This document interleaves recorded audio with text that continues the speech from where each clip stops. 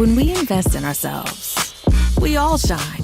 Together, we are Black beyond measure.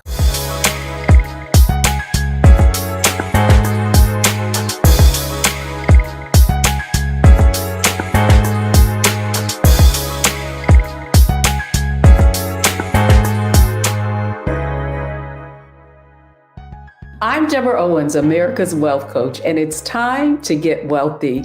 You're going to learn exactly what you need to know and do to finally achieve the level of financial success you desire and you deserve. It doesn't take a pandemic to cause all kinds of concerns about our finances, but certainly the economic volatility that we're experiencing just now, right now, really exacerbates or amplifies the struggles that we have with our finances. So here are the things you need to know about asking for help with your finances. A recent survey by the Pew Research firm, respondents said that more than a third of them have experienced financial distress over their finances. Also, many who are not retired yet are saying it's going to be tough for them to reach their long-term goals. And then finally, almost half of the people that were surveyed have suffered either job loss or layoffs during this pandemic. So that's why we're having a conversation today with someone who's uniquely qualified to help us navigate these financial challenges during these economics times. She's Sandra Davis, and she's the founder of Sage Solutions, and they specialize in financial coaching and helping low wealth households address their financial challenges. Sandra is also one of the founding members of the Financial Therapists Association. And that's the question I want to put out today is, in these economic times, do we need a financial planner or a financial therapist? Welcome to the Get Wealthy today, Sandra. It's such a pleasure to have you. Deborah, thank you so much for inviting me. It's always a pleasure to hang out with you. So I'm glad to be here. Well, as I said, you're uniquely qualified, I believe, to give our audience some insight into what they need to be doing in these economic times. So I want to begin, though, by asking you, you're a founding member of the Financial Therapists Association. So what is financial therapy? Yeah, so financial therapy is relatively new in name, but it's actually been around in practice for quite a while. So if you were to go to the Financial Therapy Association page, you would see the definition is a process informed by both therapeutic and financial competencies. That part is key. That helps people think, feel, communicate, and behave differently with money to improve overall well-being through evidence-based practices, another key point, and interventions, the main point. So when you think about financial therapy, what we're talking about is how do we learn to live with our money in a way that is congruent with our values, that we understand our emotions about money, we understand our beliefs and our behaviors. The thing that is, I think, important to note here is that this is also from a place that is without shame, right? And so working with a financial therapist is going to be different than working with folks who may be more directive, more advice giving, telling you what to do, where a financial therapist is going to work with you to figure out what is creating where you are now, beyond the dollars and the cents. And then how do you begin to navigate it differently? Well, you know you're walking down Wealthy You Street when you start talking about attitudes, beliefs, and behaviors, because that's certainly something that we really believe in, that it's more than money, right? Like you could have enough, right, which is relative, and you could know exactly what to do and still not do it. And on Get Wealthy, we have this framework or model we call for financial success. And I want to put this framework around the whole process of being able to be successful emotionally, right, and behaviorally with our money. So I want to start with mindset, and particularly around financial therapy and behavior. What do people need to do then to align their behavior, right? What they think to what they do? I guess that's the question I have for you. Yeah, so we hear a lot of people, and Deborah, I've watched your work for a long time, so I know the deep place that your work comes from. And what we know is that saying you got to fix your mindset does nothing to fix your mindset. So, I hear all the time, oh, you got to get your mindset right. You got to get your mindset right. And the fact is, most folks just, number one, don't even know what that means. Number two, wouldn't even know how to begin. And so one of the first things that financial therapy can do, or working with a financial therapist can do, is number one, help you identify what is the mindset, right? This is not one of those situations where fake it till you make it can work well in most cases. Now, can it work sometimes? Sure. Can people press through despite having financial trauma, despite having ongoing issues around scarcity or other things that might be a barrier to them having or living well with their financial choices? So it's certainly possible.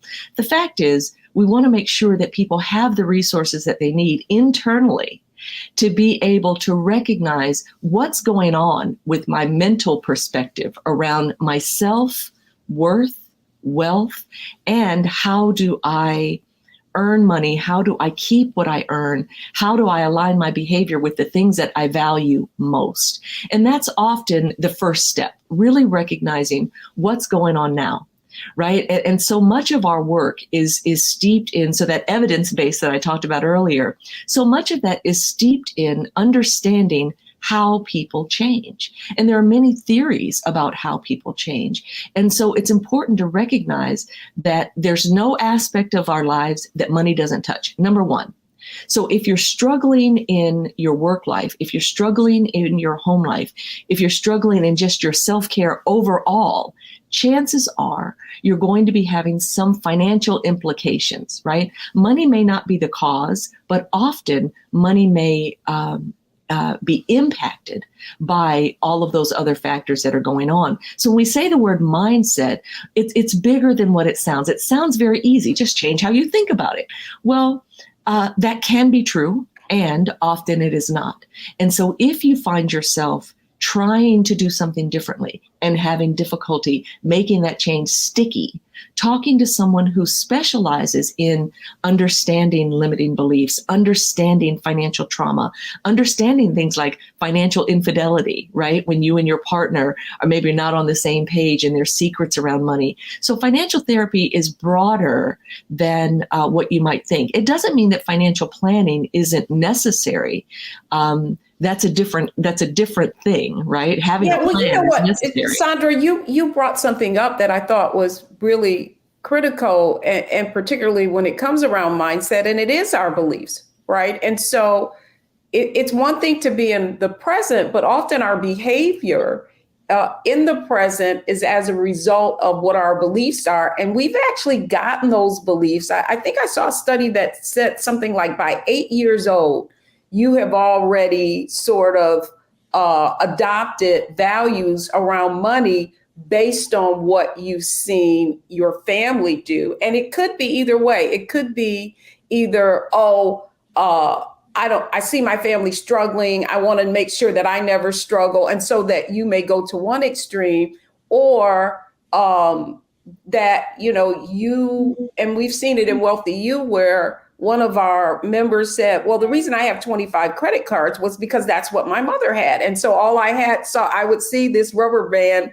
around these credit cards, and I would think, oh, when I grow up, that's what I'm going to do.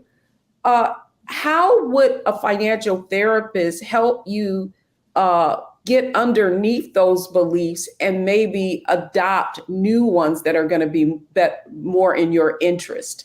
The first thing is just what you talked about. How do you get underneath that, right? So how do you discover what that is? What is getting them in the way of you creating the life that you want? Where is your behavior incongruent with what you say your values are? You can have two people raised in the same household that hears can't afford it, we can't afford it, we can't afford it. One person may say, I'll never live like that again and save every dime. The other may say, I'll never live like that again and spend every dime.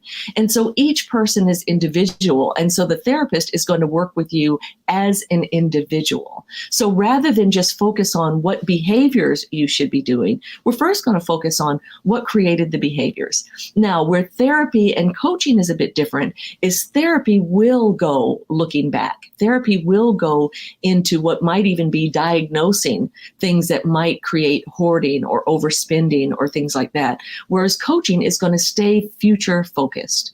And so the benefit of having a financial therapist is going to be that you have someone who is capable of helping you excavate the cause. Right? What is the cause of the behaviors that you have right now? What is the cause of the beliefs that you have right now? And are those beliefs helping you or harming you? And then where do you want to go from there? And so that really is taking ownership of your behavior. And I often say you can't change what you will not acknowledge. And so what you're saying is that therapy is going to help you get underneath what are some of those beliefs that you have that are driving your behavior. And I love the way you said two people could grow up in the same household and, have a totally different perspective on money. And then the only other question I wanted to ask you around financial therapy is, how does that work? I mean, like you could have a financial planner, they give you this plan, and I see it all the time, and you get that plan and you don't execute on it. Whereas do you need a financial planner and a financial therapist, or are there financial planners that do financial therapy that can help people move beyond just having that document and also taking action? As always, Deborah, you're ahead of the curve. So absolutely. And let me say this, it's both and, right? Okay. So you can have a financial professional who is trained in financial behavior. So I am a financial behavior specialist, right? In addition to having a master's degree in financial planning. So you can have folks who are financial planners who learn about therapy practices. You can have therapists who learn about the financial nuts and bolts that they need to know. You can also be in a situation where a therapist and a financial planner work together in partnership, literally in the same meeting with you at the same time. And then also there's the referral, having good referral sources. And so the thing that I would say is, if you believe that having a financial therapist might be the thing that helps you the most, and you already have a financial planner, be transparent with them. Say, look, I'm struggling to implement this plan. Often in the financial planning profession, people have what they call a non-compliant client. The problem with that is that there's some embedded judgment. Right. And what you can expect from a therapist is that there isn't that judgment. What you'll find is empathy. What you'll find is compassion. And what you'll also find is recognizing that knowing better doesn't mean doing better, but you can't do better if you don't know better. And so that therapist is going to work with you for where you are right now, and then help you identify and excavate, where are you? Where do you want to go? And then what are the internal things that are getting in the way? That's good. That's good. When we come back, we want to go right into strategy. So we've gotten underneath that mindset, those beliefs, those things that could be holding you back, and how a financial therapist can really assist you in moving and creating the financial life that you desire. Next, it's just like we said, you can change those beliefs and you can know better, but in order to do better, you have to have a strategy and know how to do so. So when we come back, it's all about strategy.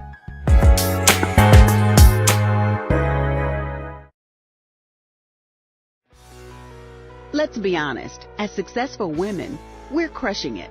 Maxed out 401k and Roth IRA? Check. Aggressive savings and investments? Check. Yet, the freedom our success was supposed to buy can leave us stuck on the six-figure hamster wheel, watching retirement slip further down the road.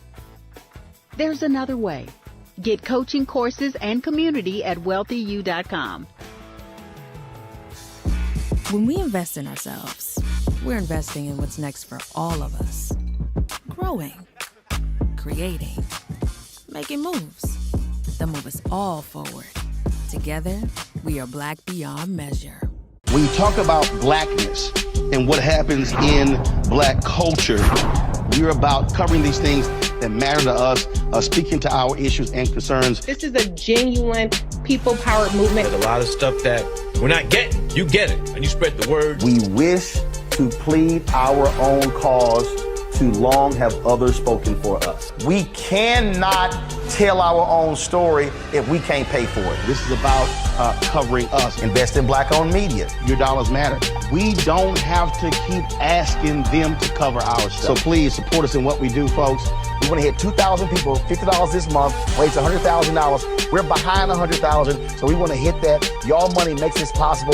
Checks and money orders go to P.O. Box 57196, Washington, D.C. 20037-0196. The Cash App is $RM Unfiltered. PayPal is R Martin Unfiltered.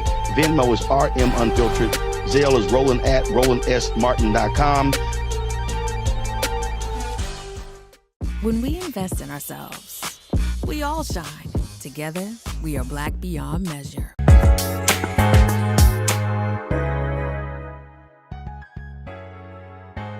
Welcome back, everyone. I'm Deborah Owens, America's Wealth Coach, and we're talking about getting wealthy in these volatile times, these uncertain times. And we know that many folks are struggling. However, you may have already been struggling, and this economic volatility, all it's done is kind of amplify your struggles and your thoughts and beliefs around money. And joining me today is Sandra Davis. She is the founder and executive director of Sage Financial Solutions and one of the founding members of the Financial Therapists Association. So welcome back, Sandra, because now you absolutely really touched on the fact that you can know better, but you may not do better. And so what I want this audience to understand is, okay, she's walking down my street, knocked on my door, opened it, and I know I need to take the charge. And I am struggling with either family challenges, things around what my parents, what I saw my parents do or not do. So if I'm watching this program and I'm like, yeah, I know that part of my situation could be trauma, could be most recently in COVID, maybe I did go through a job loss. Where do I start? Where do I begin to learn more about financial therapy and how it can help me? Yeah, so that's a double-edged sword. Financial therapy is relatively new in name, although there have been people who've been doing this for a long time, right? You've been talking about money and behavior and mindset for years, right? So we know that there has been this awareness and this inkling that it's more than the dollars and the cents, right? When I first became a coach, I decided to go the coaching route after doing my master's, after hearing a colleague say, I can't get my client to live within her $50,000 a month budget. I would blow my hair back, right? So at that moment, though, Deborah, I understood, oh, wait, it's not the dollars. You can have people who have what you might perceive as more than enough, and yet that person not feel secure. Right? You can have people who have very little and feel very satisfied and able to function in their lives, but they may be missing opportunities because they've forgotten how to dream. They've forgotten that they wanted more for themselves. And so the first thing is to recognize that there is a gap between where you are and where you want to be. The gap may be internal. It may be behavior. The gap may be, I never feel satisfied. I never feel secure. I never feel safe. I never feel in control of my money. Everyone wants something different, right? For me, it took me many years to understand that financial security was even a thing. I didn't even believe it was possible. So I didn't aspire to it. So recognizing where you are right now is the very first step. And then once you've done that, there are ways to connect with a financial therapist. Of course, the Financial Therapy Association website has Find a Therapist. You can do it that way. You can also, if you're working with a financial planner already or a therapist already, you can mention to them, hey, this is what I'm noticing. I'm noticing that this is keeping me from implementing the plan. Or if you're working with a therapist, I'm noticing that money is keeping me under stress. Ironically, this organization came to be when many of us got together and realized that therapists, therapists, not financial therapists specifically, therapists struggled very frequently with topics around money and were reluctant to talk about money, even though their clients were coming to them with the evidence of financial struggle all the time. So, of course, they wouldn't feel comfortable talking about money if it's not something that it was a skill set that they had. So that's how financial therapy came to be, this understanding that financial professionals were working with people who had underlying concerns and that therapists were working with people who had financial concerns. So if you're working with someone already, talk to them about it. Let them know. Let them know you've heard about this idea about financial therapy. Go to the Financial Therapy Association website, and there's also some reading that you can do. There are several good books that can kind of help you start to navigate this conversation.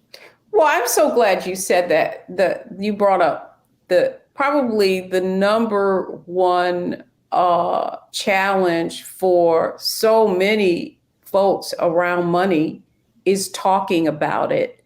And not only talking about it, but the shame associated with either not managing your money, under earning, so many things, not being competent around money. And so to that end, I think it really is important to talk about some strategies that people can begin to use on their own. Do you have any tools or resources? You mentioned maybe books that people can access in order to gain some more insight and, prepare or get the courage to actually reach out for help. Interestingly enough, there are a couple that are my favorites. One of the books, and it's going to sound funny. I'm going to tell you now, the title sounds funny, but it's a great book. It's actually the book that helped me get started. It's called The Financial Wisdom of Ebenezer Scrooge. And the thing that I love about this book, yeah, I know, right? Exactly. The thing I love about this book is it is a kind introduction to recognizing how your money past impacts your money present and your money future. And that's what I like about the book. It's a story. It's the Ebenezer Scrooge story, right? It's that story. And it's a story most of us are familiar with. And it has this financial lens. And the thing that I love about it is it's work that you can do on your own. If you're not working with a therapist, if you're not feeling like you're ready to work with a therapist or a planner, right? You can read that book and get a journal, right? Get a journal dedicated to that book and spend some time with yourself. Spend some time with yourself and this conversation. The key here, though, and Deborah said it, I've said it, I want to repeat it again. This is where you have to invoke what I call the no shame zone. Anything that you have done in your past, anything that has you in the situation that you're in right now, learn the lesson and leave the shame. So looking back only serves you to gather information. Right? Right? So I'm going to say that again. Looking back only serves you to gather information. I was raised in a household where my mother spent every dime she made. She didn't intend to teach me to spend every dime I made, but that was what her behavior taught me. And that's what I did. I did not know better. There were times, even after I got my master's degree, that I knew better, right? But I still didn't do better. Right? And so when we're looking at these things, we want to first be kind. First be kind. You cannot beat yourself into submission when it comes to our money behaviors. It's always going to leak out one way or another. And so getting a book like that, that's one of my favorites that can help you get started. I would say definitely get a journal so that you can write what your experience is. There's a lot of exercises in there. And that's the kind of book that can just help you begin to think differently about Yes. the money behaviors. Yes. I mean, I really enjoy your perspective and what you bring.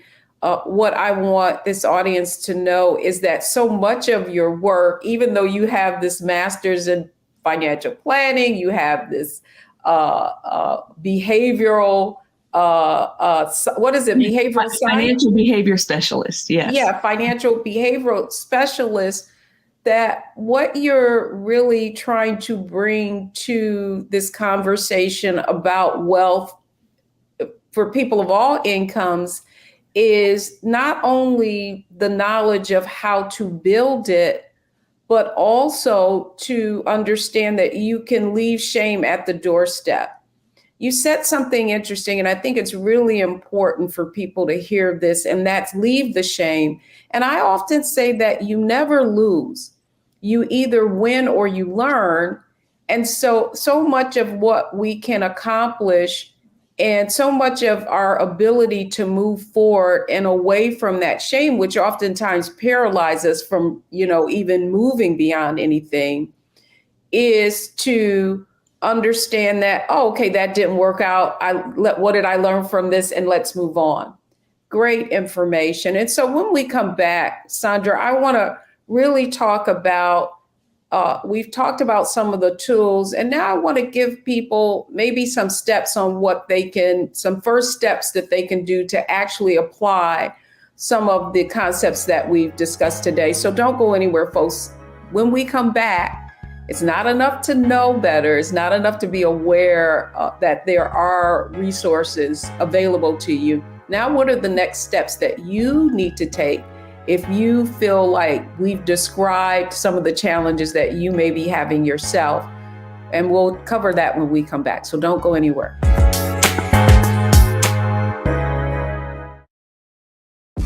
When we invest in ourselves, we're investing in what's next for all of us. Growing, creating, making moves that move us all forward. Together, we are Black beyond measure. Hi, I'm Dr. Jackie Hood Martin, and I have a question for you. Ever feel as if your life is teetering and the weight and pressure of the world is consistently on your shoulders? Well, let me tell you, living a balanced life isn't easy. Join me each Tuesday on Black Star Network for A Balanced Life with Dr. Jackie. We'll laugh together, cry together, pull ourselves together, and cheer each other on. So join me for new shows each Tuesday on Black Star Network, A Balanced Life with Dr. Jackie.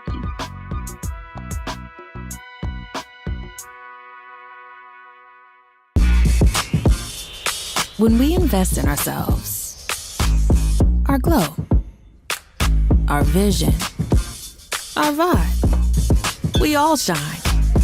Together, we are Black beyond measure.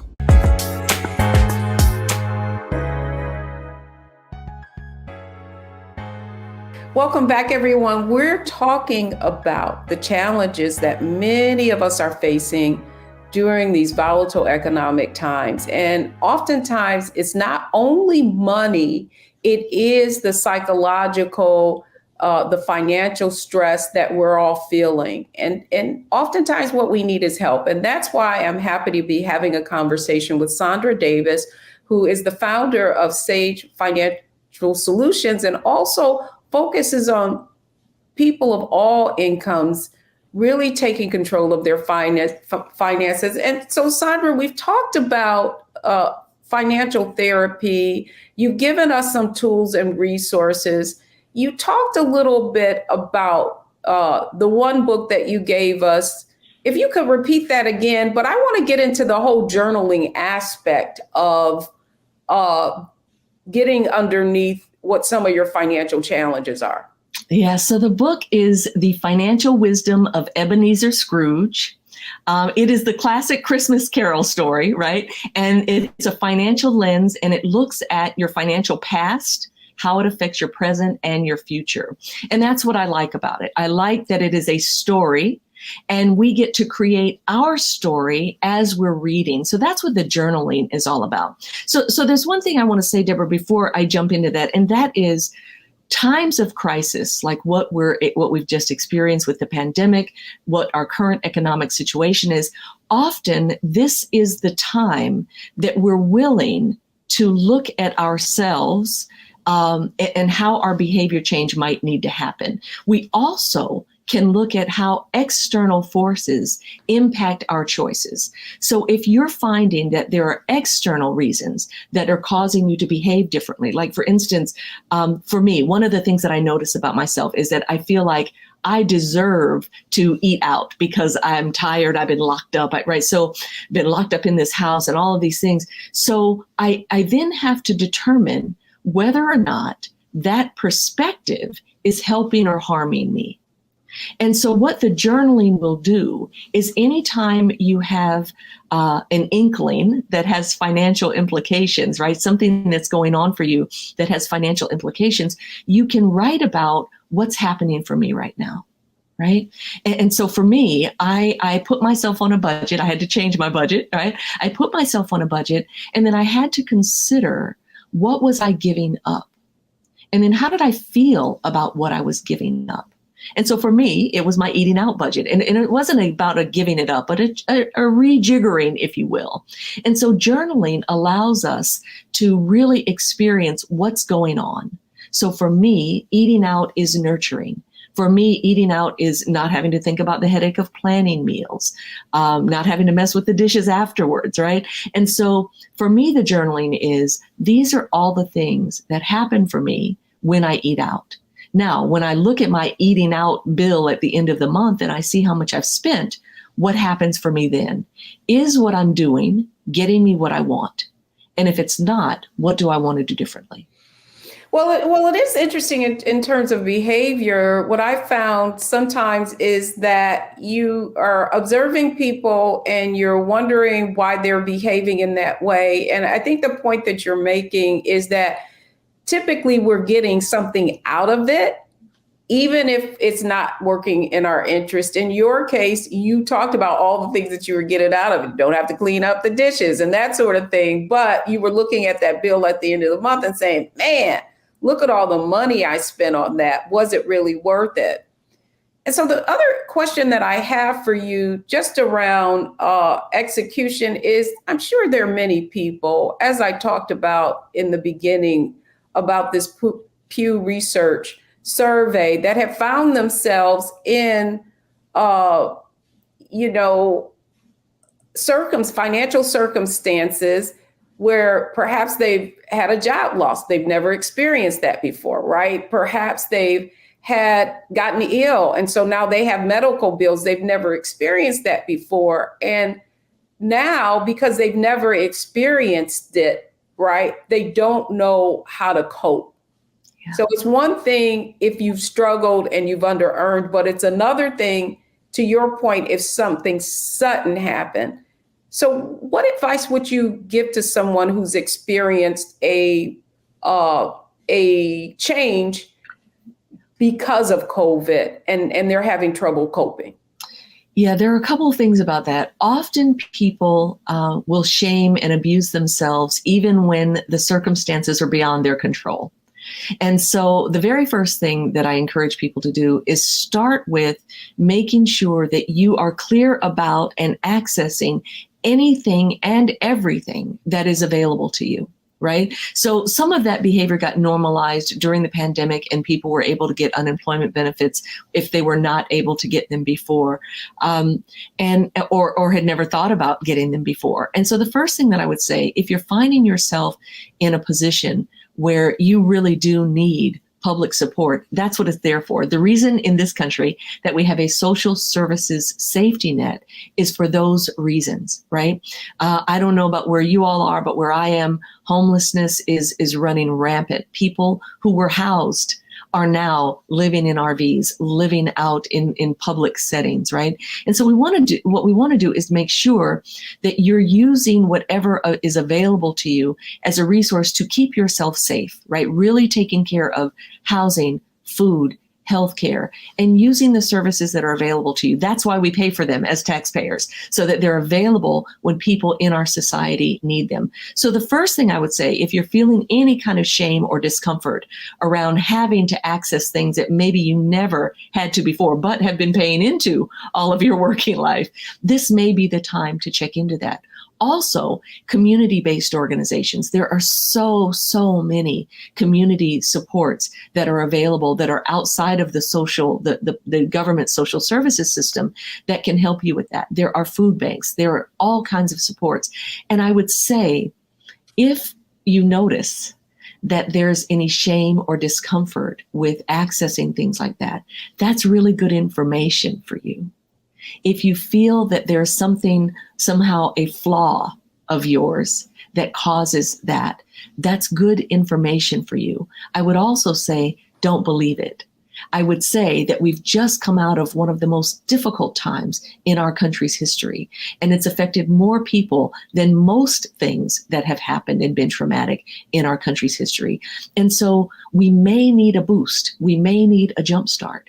And this is the time to gather all of the resources available to you, external and internal, to put yourself on a path to first safety and then to building back to where it is you want to go. That was so profound in that. One of the points that you're making is don't be ashamed to ask for help. Oh, this has been great. So we talked about mindset, we've talked about strategy, and we're talking about some steps people need to take if they do find themselves financially distressed.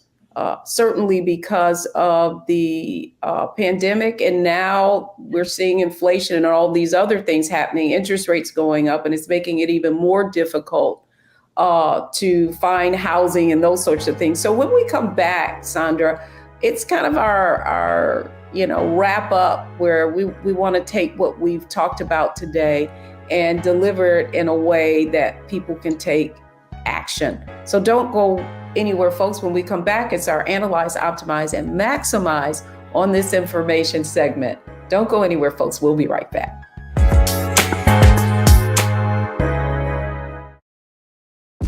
When we invest in ourselves, we're investing in what's next for all of us. Growing, creating, making moves that move us all forward. Together, we are Black beyond measure. When you talk about blackness and what happens in Black culture, we're about covering these things that matter to us, speaking to our issues and concerns. This is a genuine people-powered movement. There's a lot of stuff that we're not getting. You get it, and you spread the word. We wish to plead our own cause.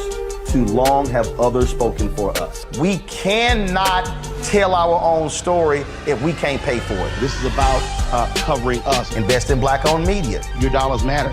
We don't have to keep asking them to cover our stuff. So please support us in what we do, folks. We want to hit 2,000 people, $50 this month, raise $100,000. We're behind 100,000, so we want to hit that. Y'all money makes this possible. Check some money orders. Go to P.O. Box 57196, Washington, D.C. 20037-0196. The Cash App is $RM Unfiltered. PayPal is R Martin Unfiltered.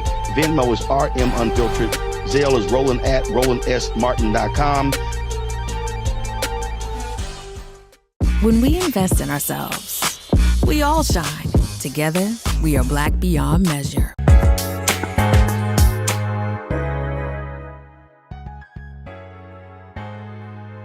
Welcome back, everyone. Man, this conversation has been so relevant to the type of times that we find ourselves in. We've talked about a lot, and when it comes to you needing help, or if you're in some kind of financial distress, that's what this show was about, really introducing you to financial therapy. So let's welcome back our guest, Sandra Davis of Sage Financial Solutions, who's been giving us some insight on the fact that this is something that's not new in terms of the amount of people who have been studying it. But most of us, and myself included, didn't even know that it was a discipline of any kind. And so to that end, when you look at financial therapy and how it can be of value to folks, what would you say the insight that you gained thus far, how can that be helpful to our viewers? Yeah. So what has been most impactful for me as a professional, keeping in mind, Deborah, that I started out as a financial professional, right? Getting a master's in financial planning, doing the right. I was going the traditional route, and I realized that it's so much more than money.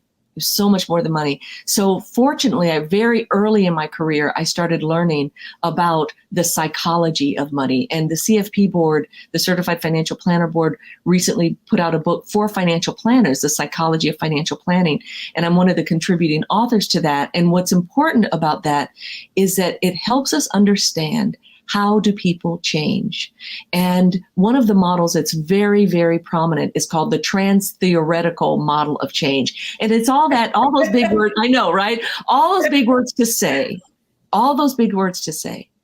we go from not thinking change is necessary. Look, I'm cool. Nothing's wrong. I'm good. To, well, maybe there is something. And that's called contemplation. Pre-contemplation, no, I'm good. Everything's fine. Contemplation is, maybe there's something that I can or want to do differently. And then the piece that we miss, we jump into action, right? We go from contemplation maybe to just action. And what this theory says is start with preparation. Start with preparation.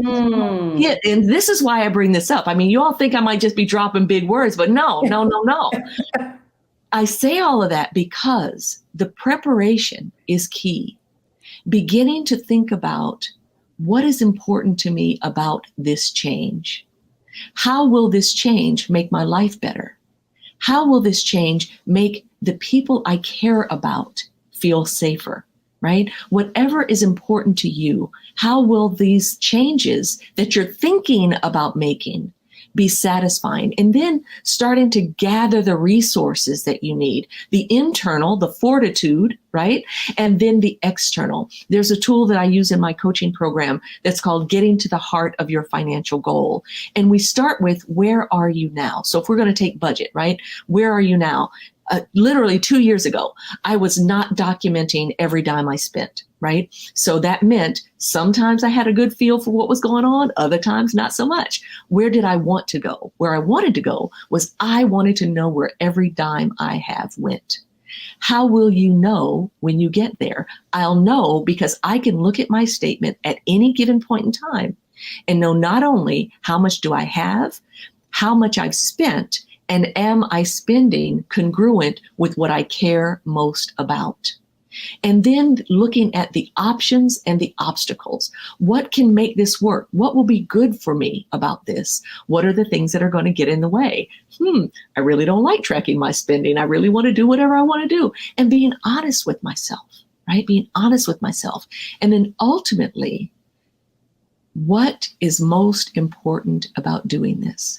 What was most important to me was understanding that every dime I make matters in my entire financial life. And I wanted to be more mindful. I'm also a mindfulness teacher. I wanted to be more mindful about my financial choices. So that's what made it important to me, linking it to something that really matters, a core value. And then ultimately, next, I will. What is your action step? Right? A goal without a date and a dollar amount is a dream. So what you want to do is make sure that you've decided what's important and what actions you will take, and then who will be your accountability partner as you take those actions. That's good. That's good. Sandra, you bring up a very good point. And that is the need to prepare, the journaling and all of the things that you discussed. But as it comes to really optimizing and maximizing our topic today, one of the things that stands out to me is that most people haven't really decided what's important, okay? Because in this society we live in, financial freedom is always the goal. And I believe that we often equate that to not having to consider being able to do what we want to do when we want to do it without having to consider be negatively impacted by it. That's the point that I want to make. So what would you say to someone who has that idea of that being financial independence or freedom? What would you say to the many people who that is the picture that they carry in their mind? Yeah, I'd say it's both and. I know many, many people who have more money than they'll ever use and are not satisfied, right? I know many people who are always chasing the dollar, always chasing the bag. I'm gonna secure the bag, and they are running themselves ragged. And so knowing what is your enough, and I don't mean the getting by enough. So I want to be clear. I am not an advocate of people living small. But let me give you this really concrete example. When I first, my partner and I have been together 22 years. When we met, we decided we were going to buy a house together. We're looking at the big houses with the winding staircase, and I wanted a cupola. Now, I had not even known what a cupola was when I first met this man, right? But I wanted a cupola. And so we're looking at all of these houses, and all the houses, and this is back in 2000, the houses were like 700,000, all this, and we're in California. So we're looking at these houses, and he's like, I really don't feel comfortable spending that kind of money for these houses at that time. And the thing is, we had the money, and he was much better at money than I was. And he said, let's just buy what we have. We're staying in a condo. So we bought the condo that we're in. In my head, I was never going to be satisfied. Hated this condo, didn't want this condo, wanted a cupola, right? And fast forward 22 years, this condo has paid for my master's degree. This condo has allowed me to travel out of the country for a month at a time. This condo has allowed me to take off 1 day a week, 1 week a month, 1 month a year for 22 years. And so investigate and excavate what you think you want without shame. If you want it and you're willing to do what it takes to get it, go ahead. Go ahead. And make sure that what you're going for is worth what you're giving up. Because every time you say yes to one thing, you're saying no to something else. I take great pride in not having to do any work that I don't love. Now that means my income is impacted by that. And now I understand. Now at this gray-haired age of mine, I understand that living well is more than the dollars and the cents. Now that is a great quote to end on. Sandra Davis, thank you for your wealth of wisdom and for coming on Get Wealthy today. Thank you so much. I love spending time with you. Absolutely. Well, folks, don't go anywhere because I want to leave you with the 3 takeaways from today's show. Stay tuned. We'll be right back.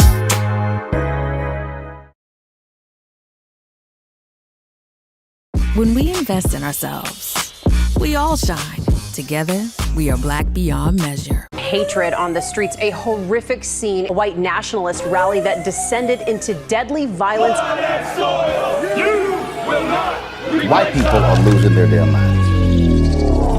As an angry pro-Trump mob storms the U.S. Capitol, we've seen shooting. We're about to see the rise of what I call white minority resistance. We have seen white folks in this country who simply cannot tolerate black folks voting. I think what we're seeing is the inevitable result of violent denial. This is part of American history. Every time that people of color have made progress, whether real or symbolic, there has been what Carol Anderson at Emory University calls white rage as a backlash. This is the rise of the Proud Boys and the Boogaloo Boys. America, there's going to be more of this. Here's all the Proud Boys, guys. This country is getting increasingly racist in its behaviors and its attitudes because of the fear of white people. The fear that they're taking our jobs, they're taking our resources, they're taking our women. This is white fear.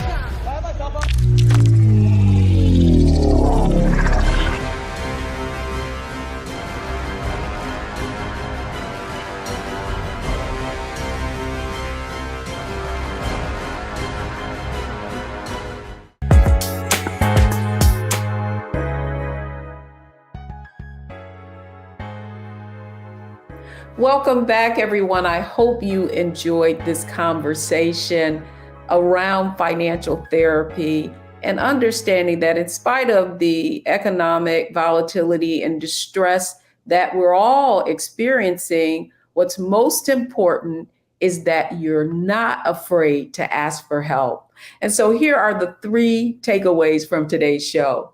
First of all, that financial health is an inside job, and it really requires you to reflect on the why your behavior is the way that it is. And secondly, it is that we behave as we believe. So if we have some limiting beliefs, whatever we believe is true.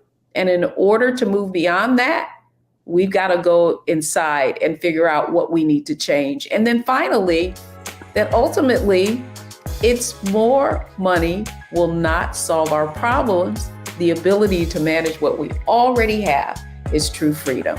So, well, thanks for coming on Get Wealthy. I'm Deborah Owens, America's Wealth Coach, and we'll see you right back here next week.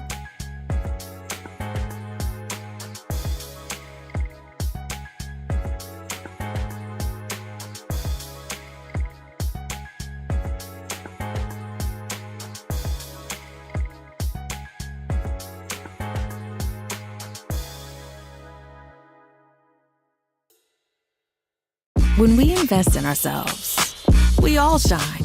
Together, we are black beyond measure. When you talk about blackness and what happens in black culture, we're about covering these things that matter to us, speaking to our issues and concerns. This is a genuine people-powered movement. There's a lot of stuff that we're not getting. You get it, and you spread the word. We wish to plead our own cause. Too long have others spoken for us. We cannot tell our own story if we can't pay for it. This is about covering us. Invest in black-owned media. Your dollars matter. We don't have to keep asking them to cover our stuff. So please support us in what we do, folks. We want to hit 2,000 people, $50 this month, raise $100,000. We're behind 100,000, so we want to hit that. Y'all money makes this possible. Checks and money orders go to P.O. Box 57196, Washington, D.C. 20037-0196. The Cash App is $RM Unfiltered. PayPal is R Martin Unfiltered. Venmo is RM Unfiltered. Zelle is Roland@RolandSMartin.com.